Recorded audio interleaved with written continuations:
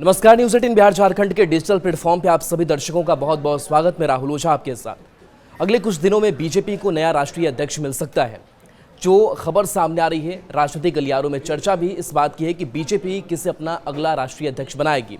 पिछले कुछ दिनों में केंद्रीय नेतृत्व ने कई राज्यों में प्रदेश अध्यक्षों का ऐलान किया है और इससे पार्टी के संविधान के मुताबिक राष्ट्रीय अध्यक्ष के चयन का रास्ता साफ हो गया है। अगले कुछ दिनों में बीजेपी को नया राष्ट्रीय अध्यक्ष मिल सकता है। जो खबर सामने आ रही है और जो चर्चा है कि महिला राष्ट्रीय अध्यक्ष बन सकती है, बीजेपी को पहली महिला राष्ट्रीय अध्यक्ष मिल सकती है। लेकिन इसी के साथ एक और ओबीसी नेता का नाम सामने आया है जिसे अंतिम समय में रेस में सबसे आगे बताया जा रहा है। कौन कौन से नेता रेस में हैं, एक एक करके बताएंगे। और यूपी के इस नेता का भी नाम सामने आ रहा है और अब तक राष्ट्रीय अध्यक्ष के लिए चर्चा में उतनी गंभीरता से कभी नहीं आया था।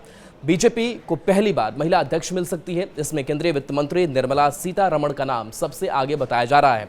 उनकी हाल ही में पार्टी की मौजूदा राष्ट्रीय अध्यक्ष जेपी नड्डा और पार्टी के महासचिव संगठन बीएल संतोष से हाल ही में बीजेपी मुख्यालय में मुलाकात हुई थी, इसलिए उनके नाम की चर्चा शुरू हुई है।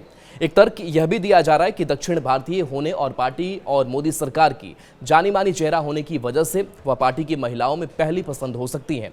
यही नहीं, 33% महिला आरक्षण के बाद यह बीजेपी के वादे में फिट भी बैठती है।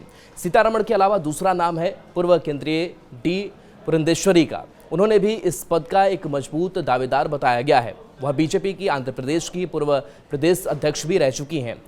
पुरंदेश्वरी कई भाषाओं की जानकार हैं। उन्होंने राजनीति में कई महत्वपूर्ण पदों पर काम भी किया है। ऑपरेशन सिंदूर बहुदलीय प्रतिनिधिमंडल के लिए भी उन्हें चुना गया था।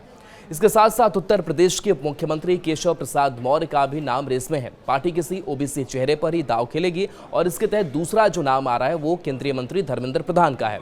मौजूदा अध्यक्ष और केंद्रीय मंत्री जेपी नड्डा का कार्यकाल 2023 के जनवरी में ही खत्म हो गया था। फिर लोकसभा चुनाव की वजह से उनका कार्यकाल जून 2024 तक बढ़ाया गया। फिर हरियाणा, महाराष्ट्र, जम्मू और कश्मीर के साथ साथ दिल्ली विधानसभा के चुनाव भी सामने आए, जिसकी वजह से कार्यकाल को विस्तार मिलता रहा। बाद में संगठनात्मक चुनाव में देरी से चुनाव टलता गया, लेकिन अब जब अधिकतर राज्यों में संगठनात्मक चुनाव हो चुके हैं, ऐसे में पार्टी सूत्रों का कहना है कि इस महीने पार्टी को नया राष्ट्रीय अध्यक्ष मिल जाएगा।